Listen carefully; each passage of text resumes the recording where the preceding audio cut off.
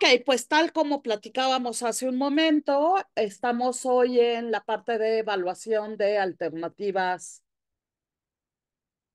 de inversión y existen varios diferentes formas de hacer esta evaluación. Las más comunes es la evaluación sobre flujos de efectivo. Tenemos la evaluación por múltiplos. Y tenemos otro tipo de evaluación por aquí, que es propiamente la de el reemplazo, pero no se llama así, se llama, ay, déjenme acordarme, ay, auxilio, socorro, Eh, replicación, creo que se llama replicación. Sí, replicación. Ajá, que es propiamente el reemplazo, ¿de acuerdo? Ahora, el día de hoy nos vamos a enfocar básicamente al modelo de valuación sobre los flujos de efectivo. Entonces, valuación sobre los flujos de efectivo, que lo que nos dice es que la evaluación de cualquier activo financiero se basa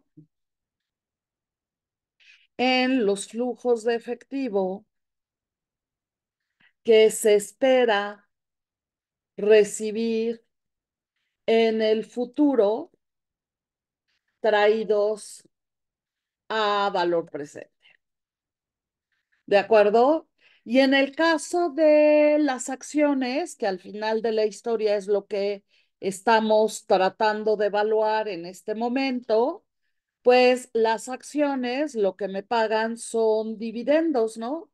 Entonces los dividendos van a ser esos flujos de efectivo a futuro y entonces podemos dividir las acciones en acciones preferentes que por lo general van a pagar un dividendo fijo, por lo cual consideramos que esos dividendos no tienen un crecimiento, ¿no? Siempre son los mismos. ¿De acuerdo?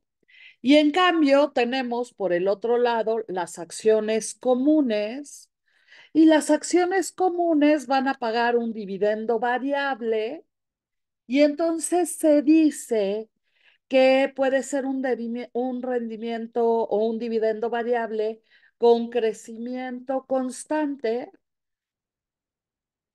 o con crecimiento no constante. Cuando hablamos de acciones comunes con crecimiento constante, pues se habla de esas acciones que ya están en cierto nivel de madurez, ¿no? Estas acciones que de alguna manera, pues ya es muy difícil que vaya a haber un crecimiento extraordinario, ¿no? Y que ya están en ese periodo donde siempre venden lo mismo, siempre crecen lo mismo, siempre abarcan lo mismo dentro del mercado. Un ejemplo que se me ocurre de este tipo de acciones son acciones como Bimbo, ¿no? Que ya están en plena madurez. Y con crecimiento no constante, pues estaríamos hablando de estas empresas recién creadas, ¿no? Como las startups, ¿no? Donde esperamos que en algún momento alcancen esa madurez, pero que en este momento podrían tener dos opciones: estar creciendo muy por abajo de lo que ellos esperarían crecer, o al contrario, estar creciendo mucho más rápidamente de lo que ellos pensarían que van a crecer una vez que el crecimiento sea constante. ¿Hasta aquí bien? Sí, por favor. Muy bien. Ahora pensemos, por favor, otra vez en esos dos diferentes tipos de acciones, las acciones preferentes y las acciones comunes. Recordemos que ambas van a ser un pago que va a ser de dividendos En el caso de las acciones preferentes, decíamos que un dividendo fijo, y en el caso de las acciones comunes, pues normalmente un dividendo variable, ¿no? Ligado a las utilidades que tenga la empresa, ¿de acuerdo? El orden de pago de estas dos es primero se le paga el dividendo a los accionistas preferentes. De hecho, en eso estriba la preferencia, tienen preferencia sobre el pago de dividendos. Ajá. Y al final, si queda algo, pues entonces podemos pagarle ese dividendo a los accionistas comunes. Pero más allá del orden de pago y el tipo de dividendo que pagan, estos dos tipos de acciones van a generar ciertos derechos para los accionistas que se dividen en derechos patrimoniales y derechos corporativos. Los derechos patrimoniales se refieren a que se tenga derecho sobre las utilidades y los activos de la empresa. Y los derechos corporativos se refieren a voz y voto. En el caso de las acciones preferentes, pues se habla de que este tipo de acciones, ajá, las acciones preferentes, me van a dar derechos patrimoniales, ¿sí? Me van a dar derechos corporativos, pero que se conocen como derechos corporativos limitados. Esto quiere decir que sí tienen voz, pero no tienen voto. En cambio, las acciones comunes me dan derechos patrimoniales y derechos corporativos completos. ¿De acuerdo? ¿Hasta aquí bien?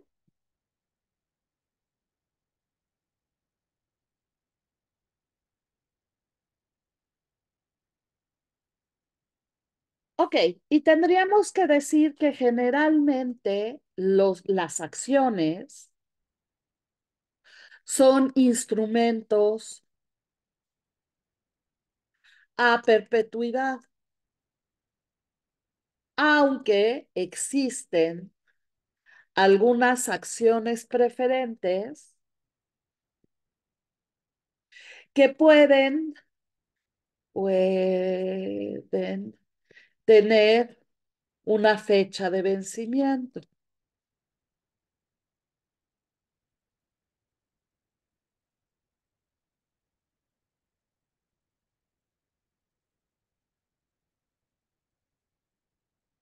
¿Correcto?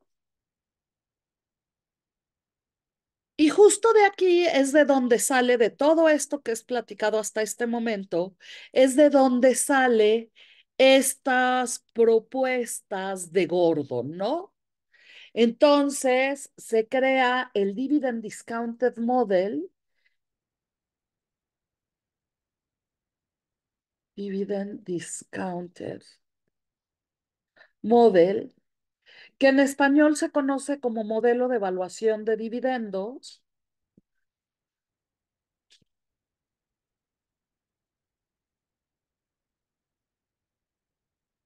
y que por más que nosotros le cambiemos el nombre o lo que sea, es un modelo que está basado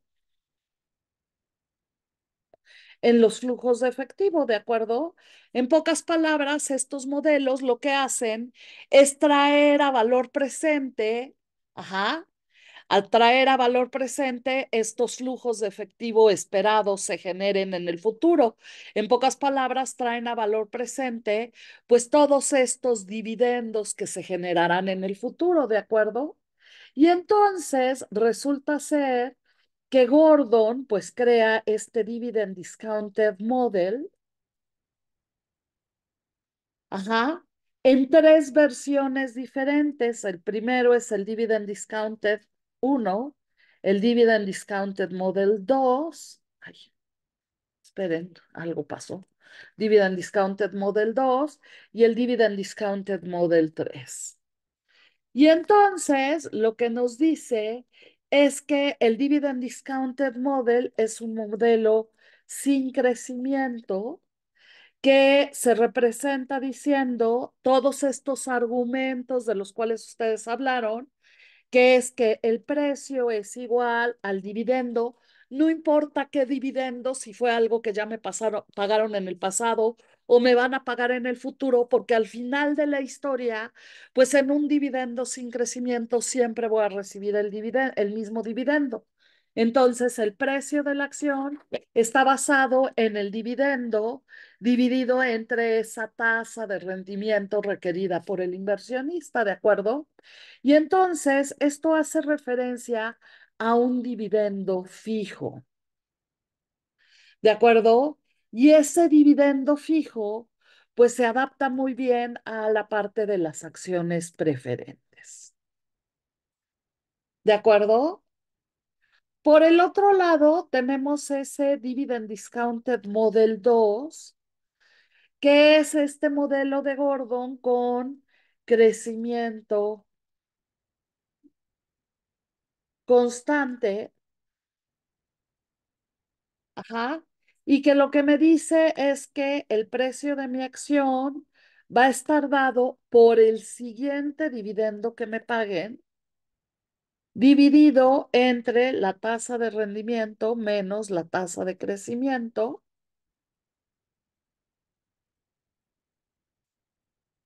Ajá. Y entonces aquí podemos notar que se hace referencia a un dividendo variable, ¿no? Por lo general, esta tasa de crecimiento va a estar ligada al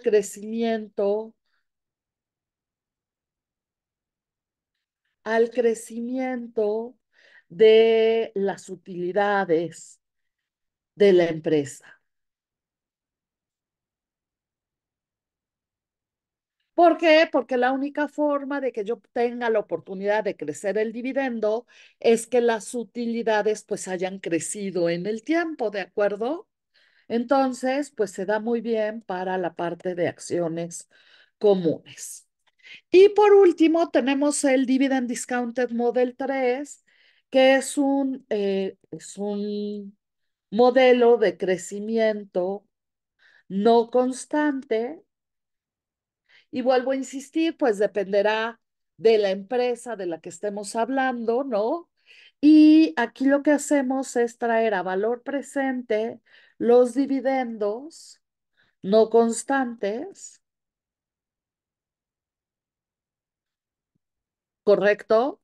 Y se le suma más constantes, más el valor presente del precio cuando los dividendos crezcan de manera constante. Bien, hasta aquí. Y entonces, efectivamente, el modelo de Gordon se va a basar en tres cosas fundamentales. La primera es la tasa de crecimiento, la segunda es la tasa de rendimiento. Ajá. Y aquí tenemos pues varias versiones. Muchos lo hacemos con el rendimiento esperado por parte del inversionista y otros lo hacemos con el rendimiento mínimo requerido, ¿no?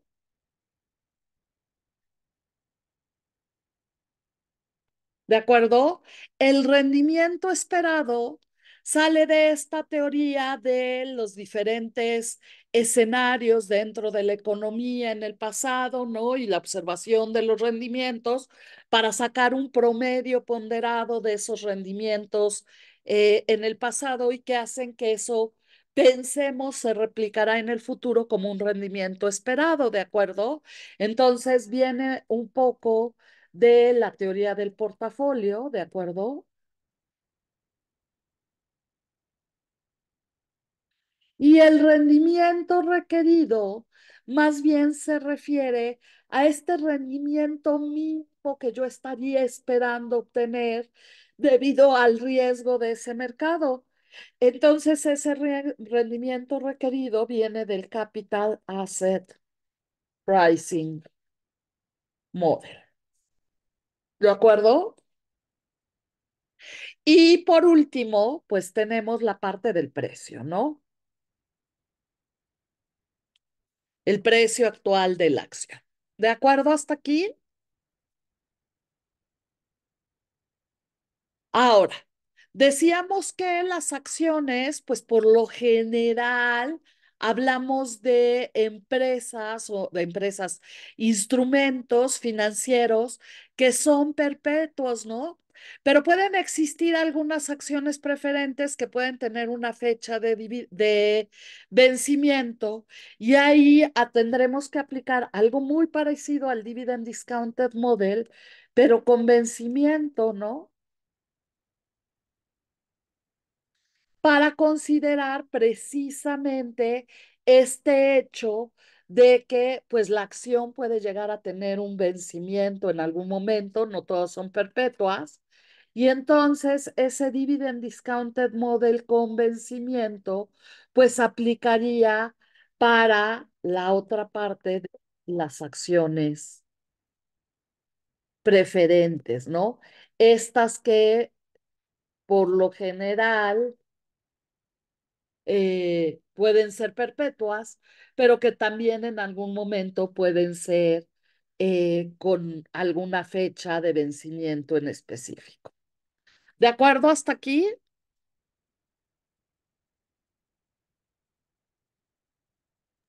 Sí, profe.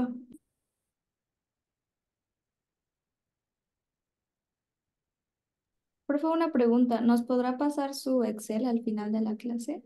No, eso no va a suceder. No, no, no. El Excel es parte de las notas que tienen que tomar en clase, porfa.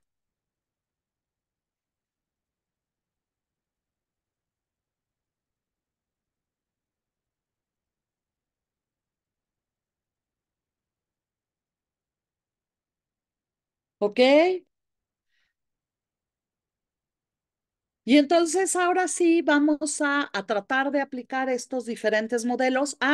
Y lo que me faltaba comentar es algo que comentó este último grupo de Itandí, donde decía, sí, nada más todo se ve bien bonito, pero una de las restricciones del modelo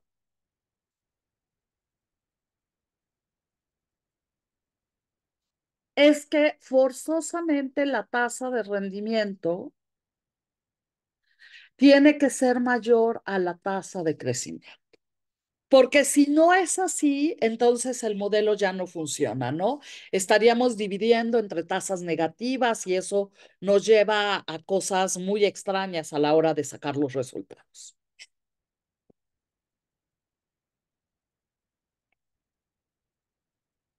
Bien, hasta aquí. Y entonces, ahora sí, podemos ir a aplicar este modelo. Voy a copiar el primer ejercicio para sacar nuestro primer ejemplo. Que me dice cuál es el valor de la acción de Walmart para un inversionista que requiere una tasa de rendimiento del 12% anual si espera que el dividendo sea de 3 pesos por acción. Y entonces, pues nosotros pensamos, ok, esto debe de ser una acción preferente porque me está dando un dividendo fijo. Ajá. Y entonces podría yo utilizar el modelo de evaluación de dividendos de Gordon en su postulado uno que es sin crecimiento, ¿no? Entonces sería el Dividend Discounted Model uno sin crecimiento. Además, nunca me dieron una G, ¿no? Entonces, pues es sin crecimiento. Ajá. Y entonces eso quiere decir que el precio de la acción va a ser igual al dividendo, no importa cuál, dividido entre la tasa de rendimiento. De tal manera que en este caso el dividendo es 3, la tasa de rendimiento es 12%, pues eso quiere decir que el precio de esta acción con estas condiciones, pues será de 25 pesos. ¿Correcto?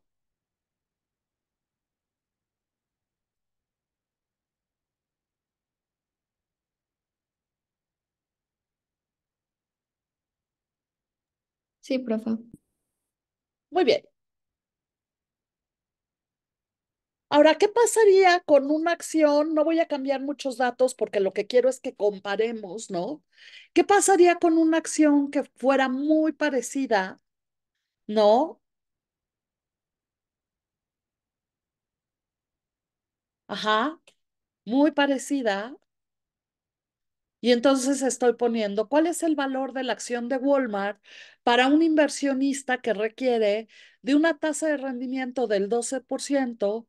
Se espera que el dividendo sea 3 pesos por acción, pero que se retire de circulación en 28 pesos después de 5 años.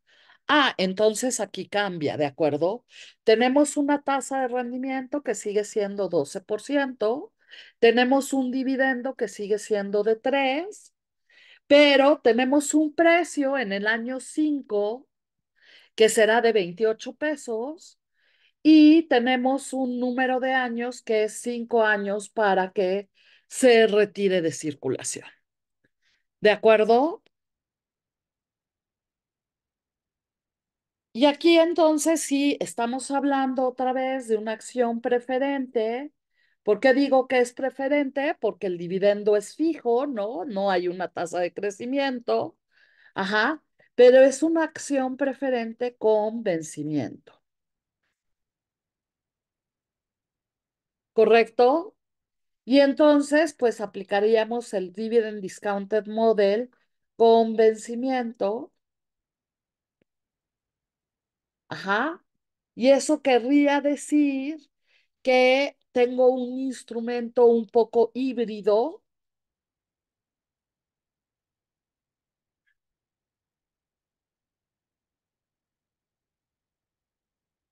porque tiene características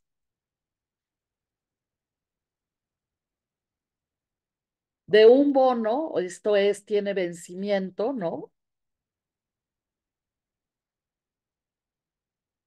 Y de una acción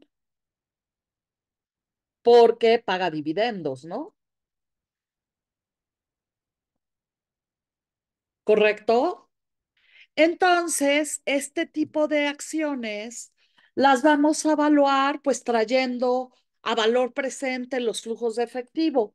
Digo, gracias a Dios tenemos Excel, ¿no? Entonces, para sacar la tasa de rendimiento, pues, perdón, la tasa de rendimiento, el valor de la acción, ajá, pues solamente vamos a aplicar la fórmula de valor presente, tomamos la tasa que es 12%, el número de periodos, pues ya sabemos que la van a retirar de circulación en 5 años, el pago, que es el dividendo, ¿no? Que me van a pagar cada año, ¿no? Y el valor futuro, pues va a ser este número con el que se va a retirar de circulación esa acción con la que me van a recomprar la acción la empresa que le emitió, ¿no? Y entonces resulta ser, nada más recuerden que en Excel el valor actual por alguna razón siempre es negativo, entonces pongan un signo de menos entre el igual y el valor actual, y resulta ser que esta acción que tiene un vencimiento, ajá, pues tendrá un mejor precio que aquella que era perpetuidad, básicamente porque el precio es mayor a la hora que me recompran la acción que cuando la adquirí. ¿De acuerdo? Entonces, esa ganancia de capital, pues está incluida en lo que yo podría pagar por esa acción, ¿no? Incremento un poco lo que yo quiero pagar por esa acción, ¿de acuerdo? Porque no nada más estoy generando rendimiento por los de dividendos, sino por la ganancia de capital. Bien, hasta ahí, todos tienen sus cámaras apagadas, chicos, y todos van a tener falta.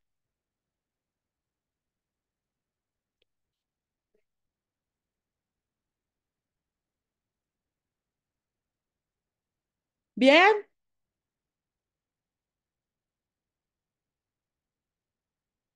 No, bueno, y hubo Oh, algunos que ni con la amenaza prendieron la cámara, no pasa nada, ¿no?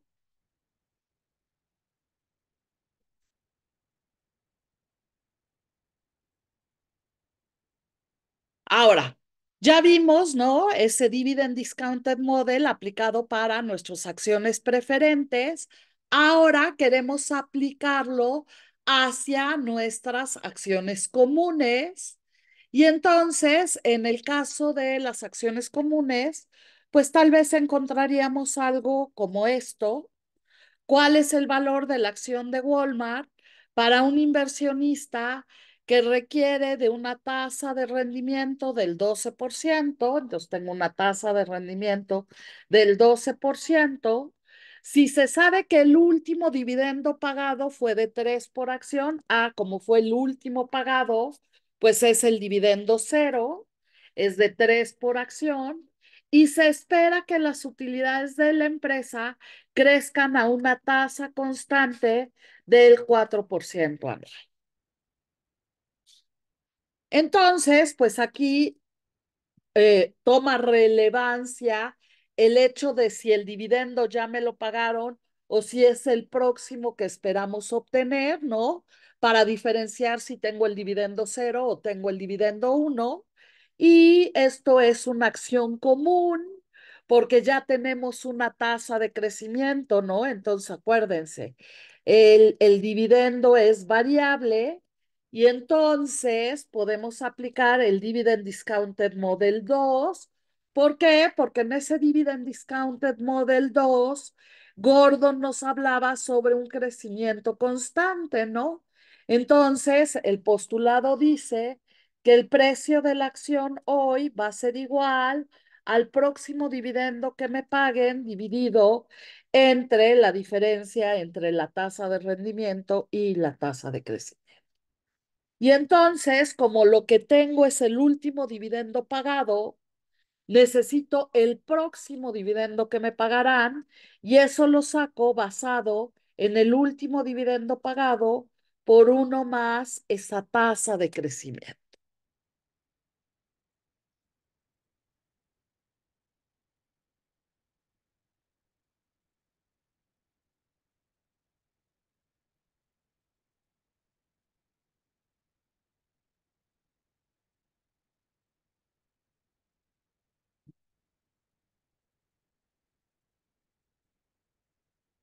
¿Listo, chavos?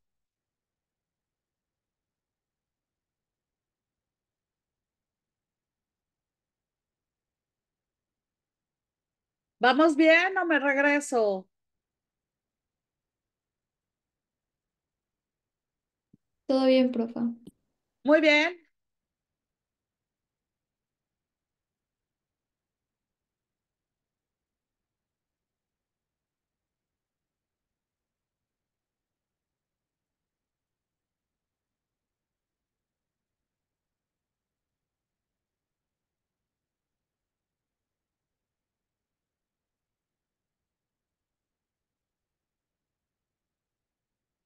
Y entonces, ahora podemos calcular ese nuevo dividendo que va a ser de 3, que fue el último que obtuve, por uno más mi tasa de crecimiento, que es 4%.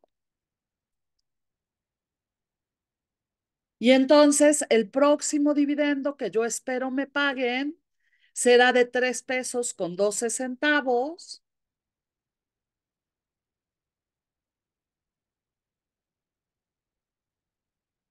¿De acuerdo?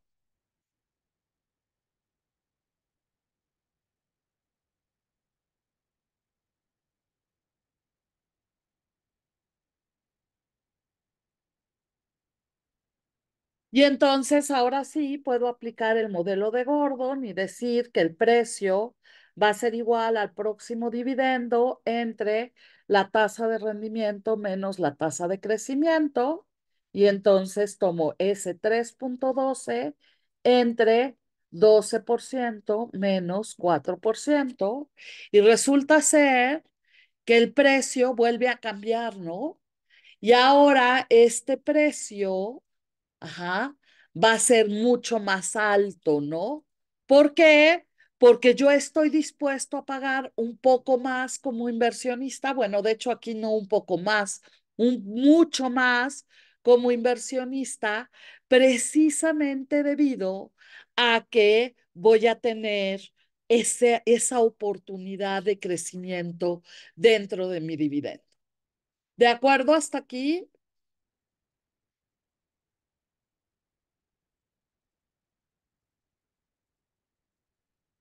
Bien, chicos. Y profe,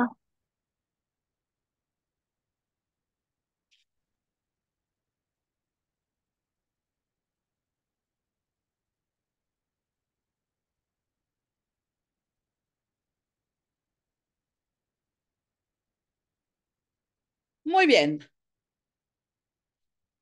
Y entonces este será nuestro precio. Ya voy en el segundo postulado. Y ahora sí, ¿qué pasaría? Vamos a cambiarle aquí el nombre para que no nos confundamos. Y vamos a pensar que Fast Trade actualmente paga un dividendo de 2 pesos por acción y se espera que este dividendo crezca a un 18% anual durante los próximos 3 años y posteriormente la tasa de crecimiento se vuelva constante de 6%. ¿Cuánto pagaría por esta acción si se requiere un 20% de rendimiento?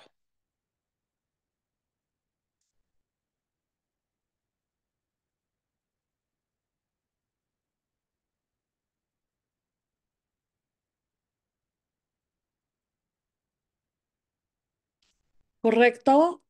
Entonces vamos a tomar por aquí los datos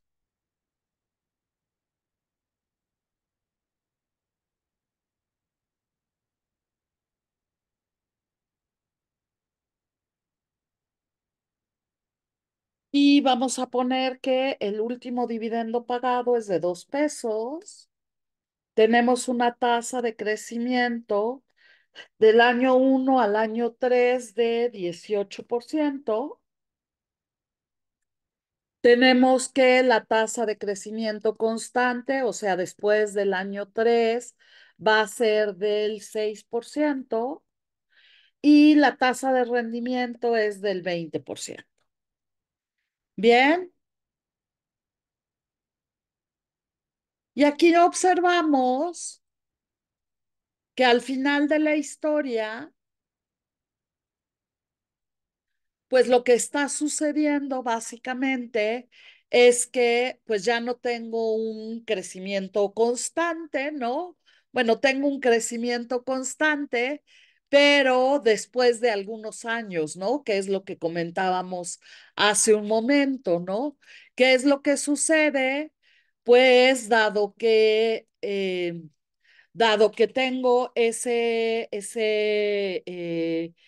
esas dos opciones, ¿no? Una parte de crecimiento o sobrecrecimiento, supercrecimiento, que es como se conoce, y poco a poco, conforme esto que yo estoy haciendo se vuelva más común como empresas, tenga más competencia, pues eventualmente voy a empezar a crecer a un ritmo pues menos acelerado, ¿no? Mucho más parecido pues al resto de las industrias. ¿De acuerdo?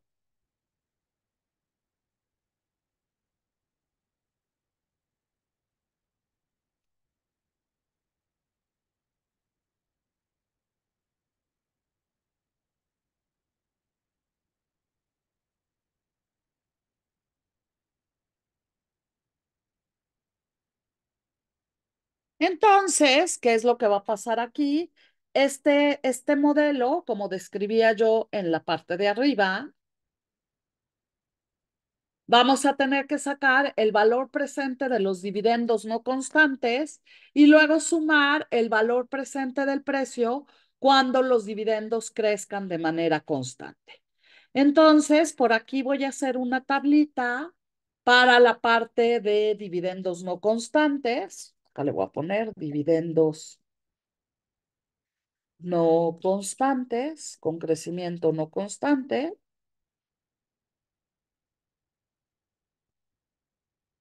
Y entonces, pues tengo que poner en mi tablita el año o el periodo, el dividendo, ¿no? Que estoy obteniendo, el flujo de efectivo que me están dando y el valor presente de ese flujo de efectivo. Entonces, son 3 años, uno, dos, tres. Voy a calcular entonces dividendo uno, dividendo dos y dividendo tres. Y el primer dividendo, pues va a ser el dividendo cero, 2 por uno más la tasa de crecimiento no constante, que es la de 18%, y me va a dar un dividendo de 2,36. ¿Bien?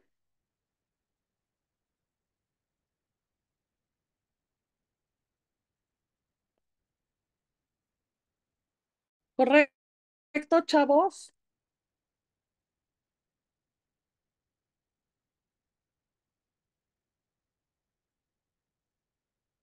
¿Vamos bien o me regreso? Todo bien, profa. Muy bien.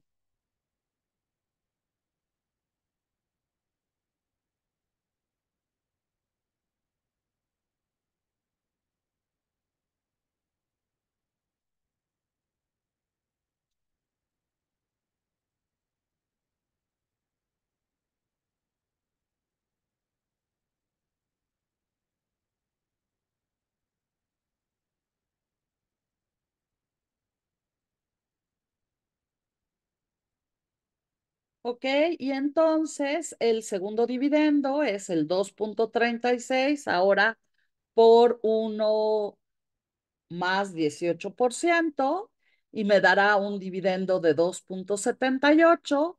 Y en el último caso, pues tengo este último dividendo por uno más el 18% y este será mi dividendo 3,29. ¿Hasta aquí bien?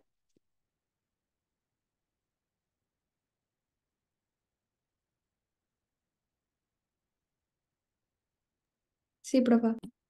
Muy bien.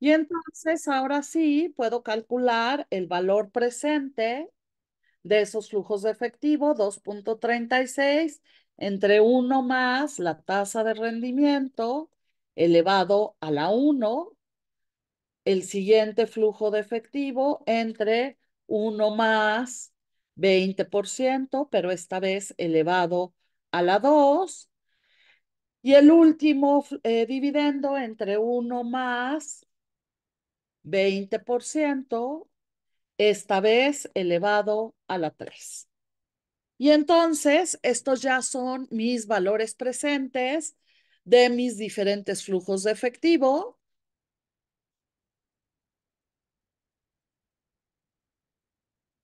¿de acuerdo?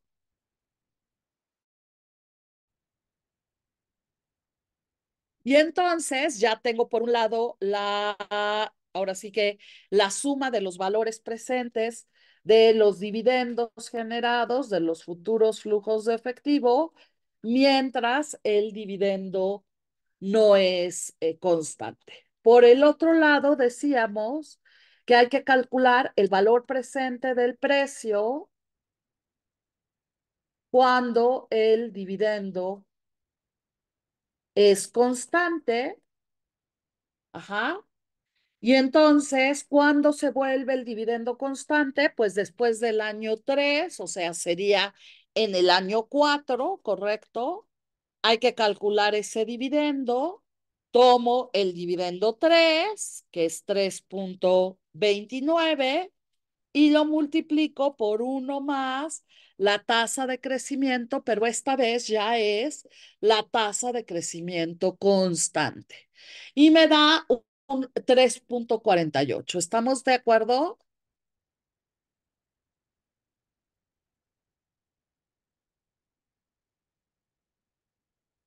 Bien, chavos. Sí, profe. Muy bien.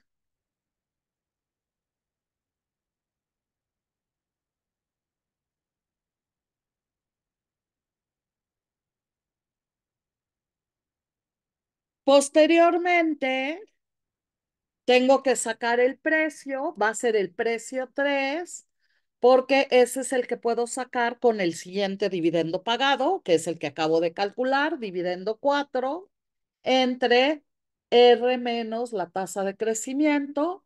Entonces va a ser 3,48 entre la tasa de rendimiento, que es 20 menos la tasa de crecimiento, que ahora solo es 6%. Y entonces me da un precio de esta acción a partir del año 3 de 24,88. Y ahora hay que sacar el valor presente del precio 3. Esto es 24,88 entre uno más la tasa de rendimiento, esta vez elevado a la 3, porque el precio está en el momento 3. Y entonces nuestro precio, nuestro valor presente del precio es 14,40. ¿De acuerdo hasta aquí?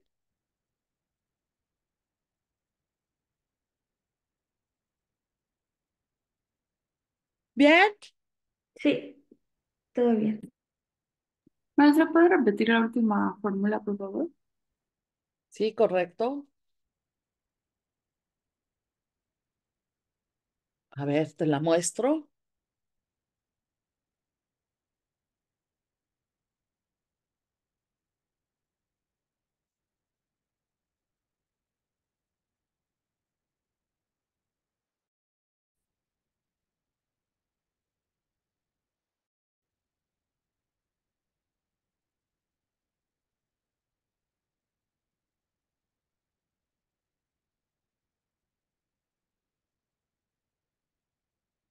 Gracias. Chicos, muy bien. Ahora, ya que tenemos el valor presente de los dividendos no constantes y el valor presente del precio una vez que se vuelve constante, lo único que tenemos que hacer es sumar ambos, y este número que tengo aquí es el precio de esta acción.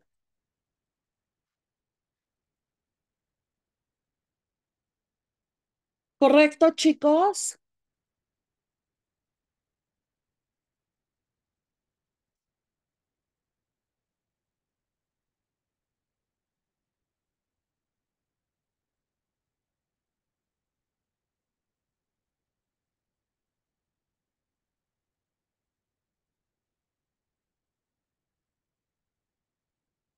¿Todo bien?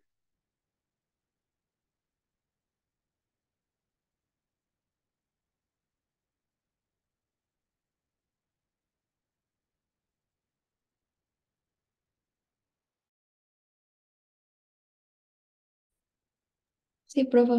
¿Hasta aquí duda?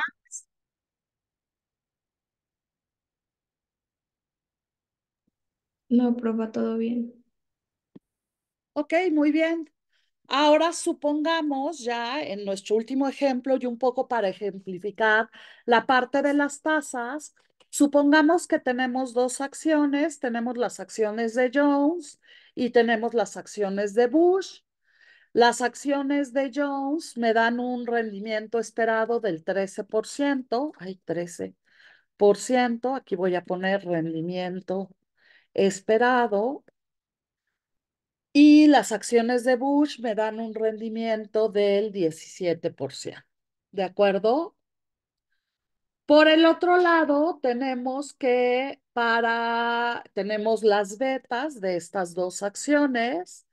La acción de Jones me da una beta de 0,9 y las acciones de Bush de 1,2. Y la tasa, déjenme encontrarla porque por más que la estoy buscando. Sí, aquí está. La tasa libre de riesgo es del 8%. y la tasa de rendimiento de mercado es del 15%. Y adicionalmente tenemos que el dividendo cero, en el caso de la primera acción es de 4 y en el caso de la segunda acción es de 6. Esto es pesos.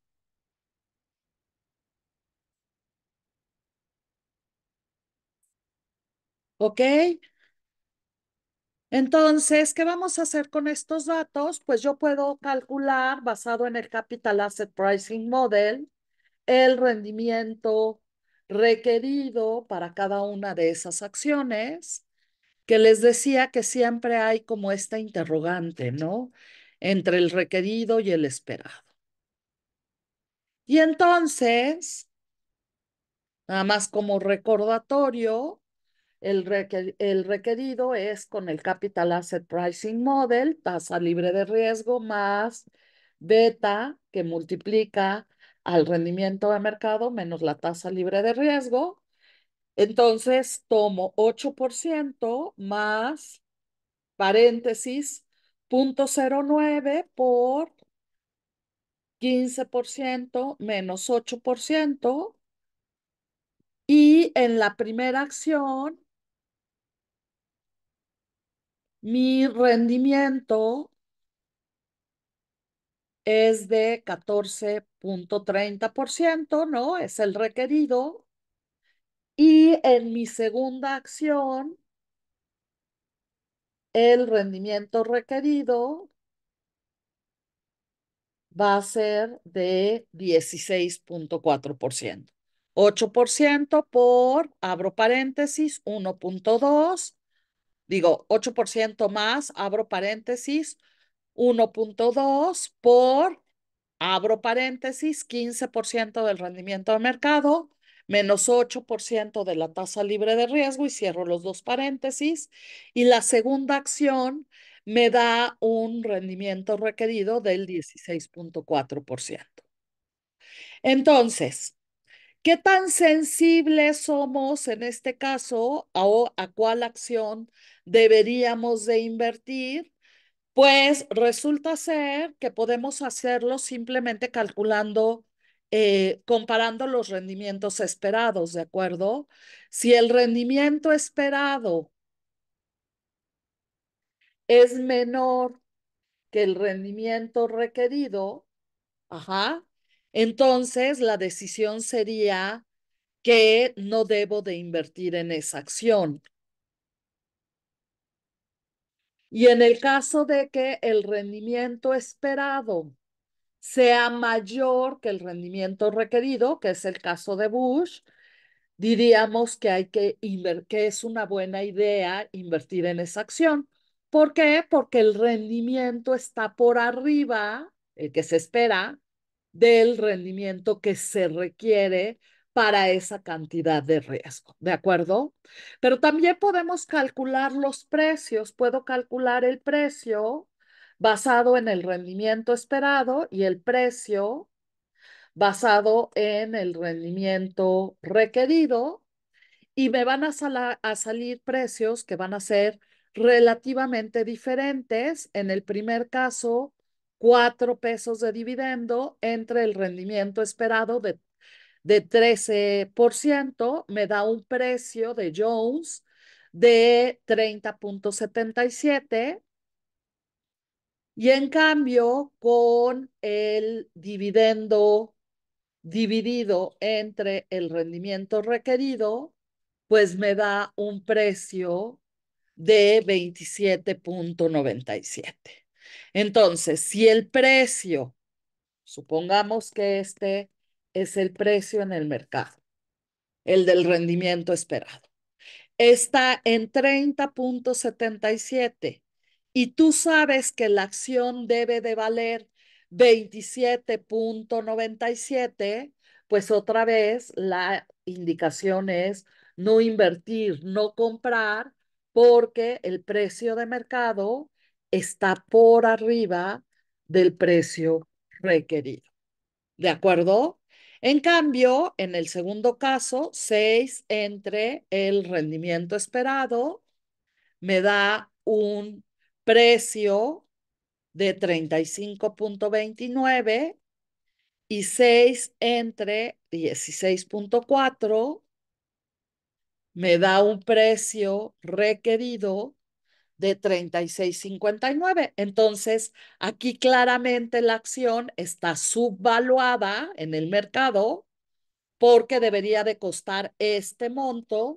Por lo tanto, la recomendación sería invertir.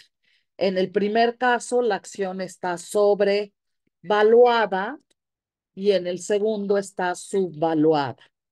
Normalmente invertimos en aquellas que están subvaluadas precisamente con el objetivo de que suba el precio y generemos una ganancia.